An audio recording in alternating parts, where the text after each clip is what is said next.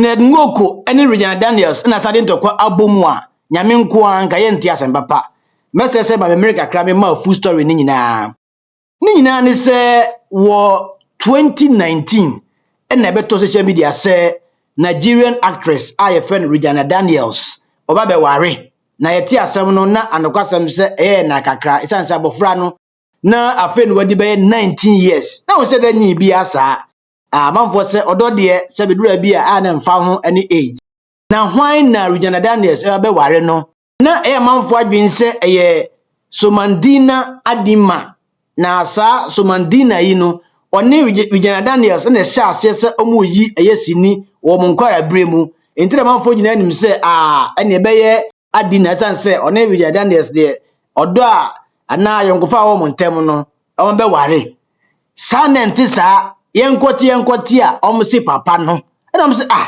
na Nigeria nso papa no bi ewo ho sa na Nigerian Muslim bi a chese onya ne ho se tam owo sika papa ne din Prince Chinedu Mune Nwoko etwanitia eka se Ned Nwoko asa Ned Nwoko yi no Nigerian Muslim osan lawyer philanthropist and osan politician chese onu na osom Delta North Senatorial District won Nigerian Senate yes senator na papa no de anokwasem se owo sika papa amanfo se papa ya ugo ware ni de wanyi cho bebre obetumi mpe awo asa the time omo ware na papa no wadi emfisia no 59 years and now Regina Daniels nso wadi 19 years yes wo hwe a difference no eson obetumi eden awo na empenifo se ye kan wanti a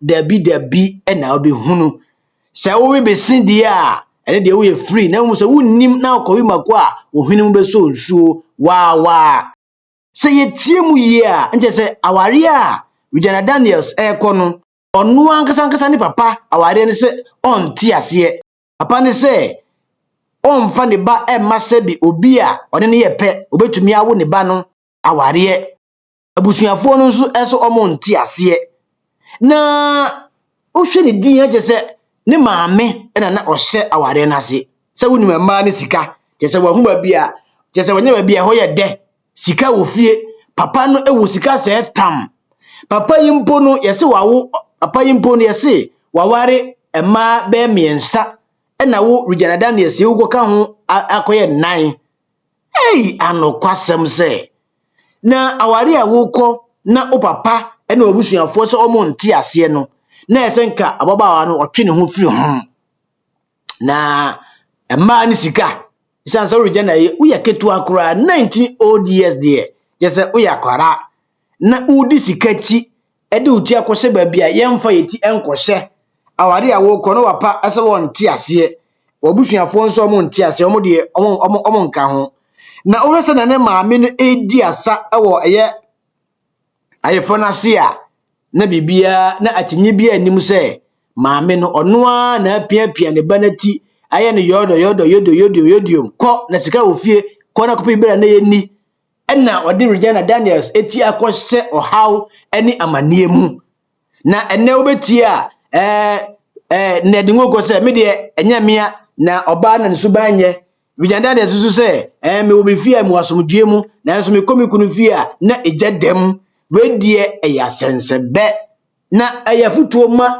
emrante na baba wa no usisu a eni sika bebre achi eni sika chi pe obi a wodo no na Ghana for man ne Africa for man se dabi ebe de omo pe abin wa ha na enye de mu behunu nie na emre bi ono Regina Daniels na ngasa ede beto social media se awade na okono na ne papa na busuafo empo na ne maame empene so na okoye na we de story for another day na mi angasa kura mitirimu na sansa ware a wo angasa wo na wapa no maame se omonti ase no eba ne sen na wo de wo hu ekowura ware ni mu mama yentie no.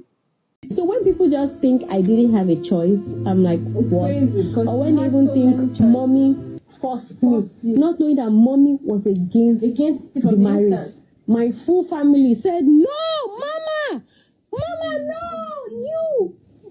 But one day I'm going to give you guys that story. That's a story for another day. Yebeda story bia on social media and just Regina Daniels just say o tu amanfo ani e social media enne oda Benz mu enne oda Ferrari mu enne oda Jaguar mu enne chese ohwe efie owo mu a ne chese e nipa nyina adwen ni se enne Regina Daniels wonya anigye mu ana owa anigye mu ankasa isan se awari asika wo mu de chese anigye nko a sana enti sao empenifo se enye sense nyina enne ye agudie sana entoma katade so sana eyeburo eyesu ani areho na do bi mpom se ya manfo ya na ya adwen se chese o kata eye enema so isan se ye buro no ye na kaya de e ofie esni nyina mu no oba social media o meka ho asem ne momu o meyehu se sika ofie nje se enjoyment ne nko a no meyehu sana ente sana blows ewo mu sana ntokwa wo mu na edura bia na ye mia ne kon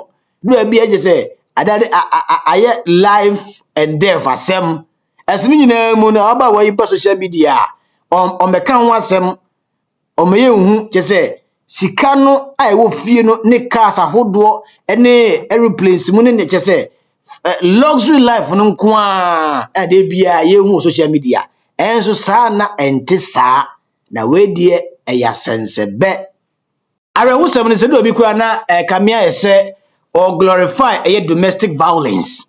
Chese ose oyo babawa na okaware na se ukunu buruwa makeup amount na sabi ehiafo ene ya na complaini na we sikani na ware sikani aware dia ya buruwa sabi ya buru kura no a sika ofie nti na manfo se nokwasem sabofra yi ya buruwa na domestic violence no ehiafo kasa aya samaranko akubi wodi beto TikTok say I ono de America no se osukura na otumi kotena Ferrari mu ana obekotena Jaguar mu ana so bekotena Benz mu na Range Rover mu de na asu edinto osu asabe ontena akwa so se osu a na oti Ferrari mu na esu so osu a na oti Land Cruiser mu na Jaguar mu na esu ena say aya sembe nkura ni na every cry be cry. Whether you are crying in a Ferrari or you are crying in a Benz or you are crying in Uber or you are crying in taxi, every cry be cry. Sene hano enkabuko banku ebeka no. Na se ye bo ye wakayaka de ewa wari emu no beka sem ne nto manfo esumu a je se ai eburu na ebo no de mfa ho ne bo musu ye bo kura no a obekosu ewa ye Ferrari mu ana Jaguar mu a we die eya sense be na enne no untumi hu adwen poten wo emaba wani trim a mo de kwaware je sika na wo fie no nko a na ono de je se odwen ho si ebeku nu kura emfa ne ho ebedi ne dem kura emfa ne ho ebija ne yare kura emfa ne ho si emia ne kon kura no on de sika wo fie no nko a ntino she is enough na we die eya asense be na arehusem ne se obetro on comment say ai omo man sa comment no omo hwe yie sanse se omo nim se omo nsu e wo ye Ferrari mu ana Jaguar mu ana se entade akese entade ne boye din empabo ne boye din basa ne boye din no se eye ne viewers no omo hwe na omo ntumi entobi na ene ntu na omo de ahoye kasa ada de ya ene de omo ntwamo sanse ansa no beka ono eye Regina Daniels asem no omo hwese ometumi afford ne luxurious life wa o live na ansana omo be comment sa comment na omo de bread no na we die eye asense be die sika ebeye obibini ba Daniels di sa comment na eba no dakubi mami bia ana wabawa bia efe ne mama Africa a wo Nigeria chese oyen komseni ba aha be kan prophetess ibi ebe se nkom se die Regina Daniels churu social media nyina no ahintasem bi ewo ho a no de oba omeka ni nyina ne se onam oyaw mu onam arehuo mu aware na okoye no anigi ba kokura enim sanse de bia atete oboro na ne kunu no de eboro no nti ono de ofasa akonya yiso na anisodi hu onyankopon ada ade a kire no no omfira ware na se mane nka se sabi ofre ware na se manfo be sere be ka se se e kan se ontumi ware Ned Nwoko wakon asan ba na ode bontu na eba nti na ode ene ho fere be tena ware na se na mu onwa na nye ne kra nkwa onfra ware na se yesa ya wa hwe yi adako onti asem papa. This video is for Regina Danes. Hello, sweetheart. I saw that your husband Ned has been hitting you. The last time he hit you, you were putting on a black polo and a trouser that has cotton material. He was using a cane to whoop you on your ass as if you're a baby and you were crying and you were calling your mother. But she was not there to save you. Only God can save you. The only thing that makes you happy in that relationship is the money that he gives you. That's all you can boast about. But deep down, you are crying and you're not happy. And now you're used to the money, because even Adekule Goat sang this in his song. That money doesn't give happiness. Is when he had money, that's when he realized. Olamide also said the same thing, that money doesn't give happiness. Go and ask people who are in money. You will get used to it. That is why you have to be careful. And I had saw something that had to do with lesbians. And I know you'll be denying it, Regina. You're going to lie about this. But let me tell you, there is a dark woman that's coming into his life recently, if she's not already there. Okay? And this dark woman, Ned wanted to start hitting her the same way he does hit you. And she disgraced him. She called the police at him. She disgraced him in the way that people were beating him. Please, Regina, he thought that he's smart, but God will smart him. Do not settle for what you're not supposed to settle for. Do not be afraid to walk out of this just because you did a barbaric, superstitious kind of wedding with him where you guys wore white with your mother so that you can never leave him. Let me tell you, there is no power that is greater than the name of Jesus Christ. There is no concussion, no spell that God cannot break, because he is wicked. Ned, you are wicked. You are a disgrace and a disappointment. And you're here doing political campaigns and the rest. You have a lot of wives and you're taking their destinies and their shine. That is why you will not die soon, but you'll be disgraced. Watch out and see. I am Mama Africa. Ahadie, Mama Nkamfo Las Palmas Food Center, Enfamao. Mesrel, Nyankopon ya adoma from Mondays to Fridays.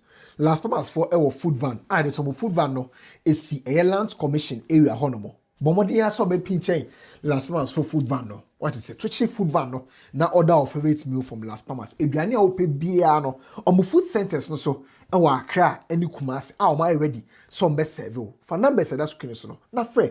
And answer WhatsApp your na order of favorite meal from Las Palmas. Demo Mondays to Fridays. Lands Commission ho. A hot and a food van no. Easy. I am the power that runs this universe, and I hate to see my children in pain. I am not saying this to disgrace you, Regina. I am so sorry, sweetheart. I am sorry, dear child, for what is happening to you. Anybody that laughs at her, whether in the comment section or intentionally or by mistake, the calamity that will befall upon you will be worse. I do not talk of my children for them to be laughed at or to be more. Be careful, because at least she got married and she's faithful in it. But most of you are disgusting. You cheat on your spouses. And then you go sleep with married people, fornicate, adultery, and do a lot of disgusting, and you come here and have the nerve to want to judge somebody.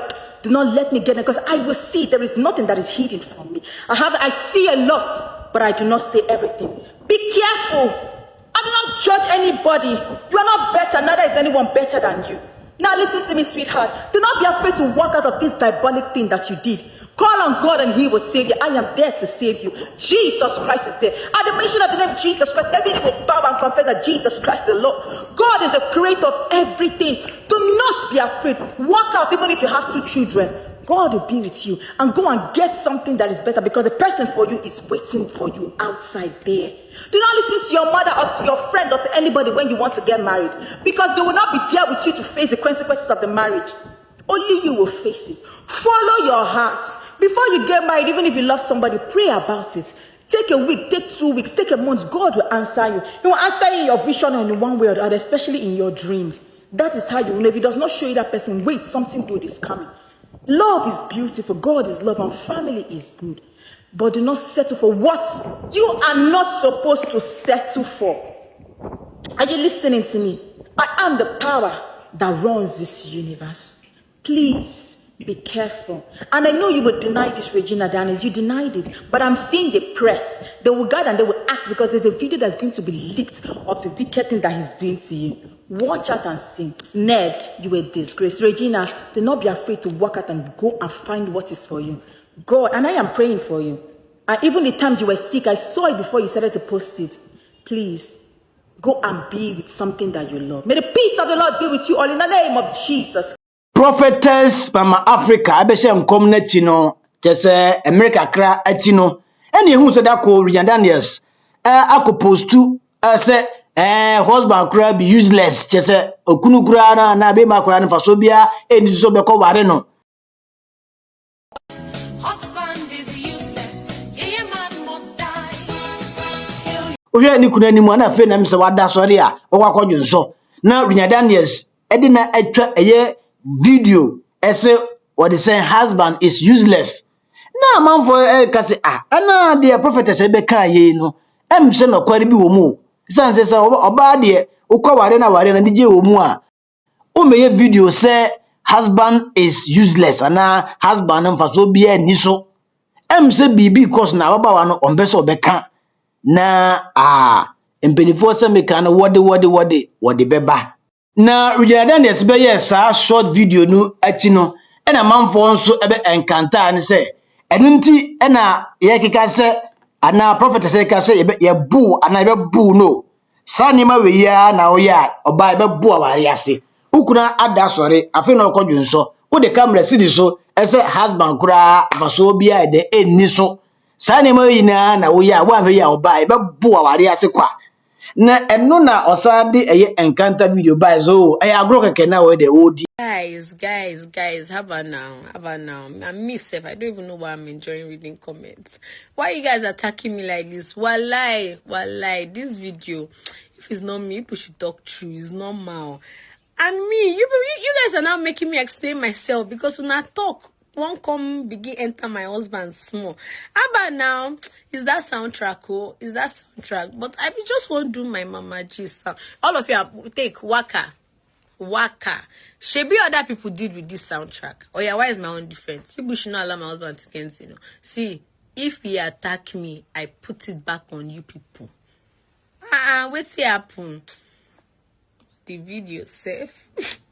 Guys, I know, all of you chill. Na soundtrack ne buy no. Na a viral soundtrack just onu so be say ja unya ne share of the virality na so be ko viral ne kakra. Na agu keke na odi anu kwasam se enema hunu na ono Rian Daniels odidi de agro na nyesa on fa sa asem yi meta social media emeka se husband kura no useless ma so bi ani so wonim se waware obi ti se Ned Nwoko billionaire sikani amanfo de enim no ni patitru say na waware no na obegina social media beka se be ma kura wa na fa so bi ani so wo de wa be ohwe be kosi sei enya bro na be bro na ye de enim se je se o anije mu na Rian Daniels ewo de bia okrusi ana je se o play mu na wotwa ye movie ana otwa video no de kire ana o ti ka kese mu ana je se luxurious life no nko na ye de enim se aja o enjoy e na wari ase sa na nti sa o na no fie de ya sa na eja de edamu ni nyina ne se eye Ned Nwoko ne personal assistant bi aha nke beka se bodyguards bi merimo omobadi akese omdidi eye sikafu achi bi ati eye Rian Daniels edin omunsa akeka no omaburo no nje se enya se nketua ono Rian Daniels ne kura no ni ebe ma nso abekontokwa ne bi chanse obepe ntokwa ne so na se na ohwe ade ko na eya ko ne boni ndono kura eye Rian Daniels ne nua ono nso bekontokwa ne bi saa na ono na Rian Daniels ebe kire mu se otinifia asumdue mu na oba ni kunu fie se kimu a na eja ayede edemu obisa ni kunu nso a o se on de nye ono a na mu Rian Daniels na nsuma enye oba ni suma enye se obisa ye Rian Daniels so a ono nso se mi kunu suma enye sensem se bebre. In Ned Nwoko's house. No. In Ned Nwoko's house, I am nothing. But in my house, I am free. No, you're still as valuable. Mom, look at me. Look at me, Mom. Baby, once again, I cannot stand the violence. It's too much. It's too much. Don't go give water now. Don't go give water. Just relax. I bet give her water, Daria. Just wait. I actually want something. Just relax. Wait. Shame on you. Are you bringing out a gun? Can you imagine? Can you imagine this?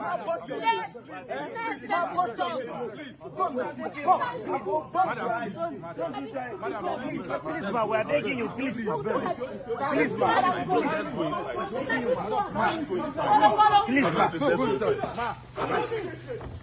Not going to be this fight. I mean, not going to be this fight.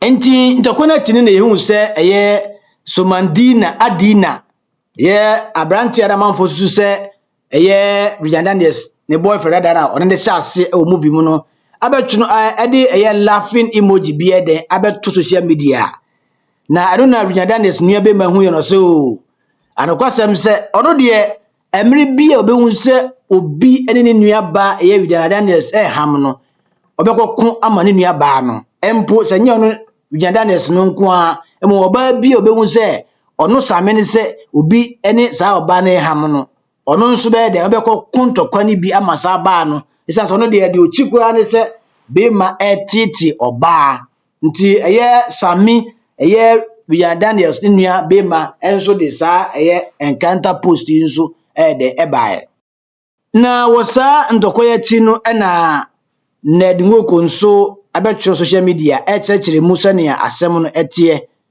na okire se ne ekoso nyina no anokwasem ene arewosem ne se ne yire eye Regina Daniels je sei amanfo enuboni entampi je se enyasem ketwa otwimbi papa owie nsu a ensanso de je se ene ayese nsu a wonum onfa nya kwadworo enti ohaw ene amane asese ono Ned Nwoko onamu ene de ne yire eye Regina Daniels nso namu no ni nyina akofare bae ne se ne yire no enuboni otwimbi owia ode nsanso ayeden apeso anenti ono kura ne se abo ne hu kakra na ozuse wanhwe yi a ne yire eye Regina Daniels na obetumi ade aye ne ho bone edenti opese nkode ne ko eye rehabilitation program nanka onkotoa so enyi ayarehwe na eba ne saa ne nsa entumi nkasa binubone ene eye nsa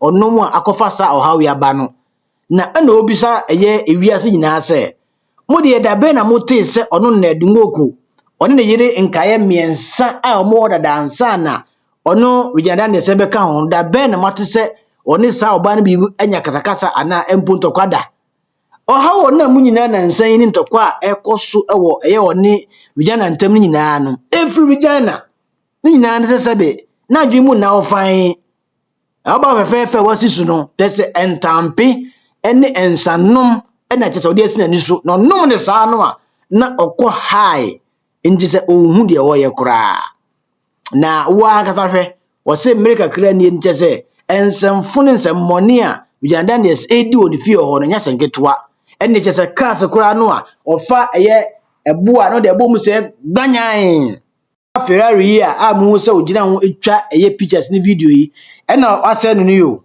wode eye ebu abom ase ahwehwe no na we di ese wani ese e ka kiro chese wose in the past 48 hours no ohwe ajapade a Bridjandandes ase no a enya senketwa ene chese windows nyina wa pipe glass nyina kasa hodo nyina wa sei nyina na ono eye Ned Nwoko no o suggest se enka ebeya oma ho kwan na eye Bridjandandes onfa ne nko eye rehab ewo eye Asokoro ana ewo Nigeria ana se onfa ne mfiri Nigeria enko Jordan ne hodi okwa ogidi se ansa na obefiri ho aba no na onya yaresa afen so entampe ene enubone ene eye nsa no nso no ne nsa nka bi ntinka ono Regina no enka onti ase na onfa no eden enko ho na amanfo bisa se na ntokwa no kura de de bae na ono Ned Nwoko no echire mu se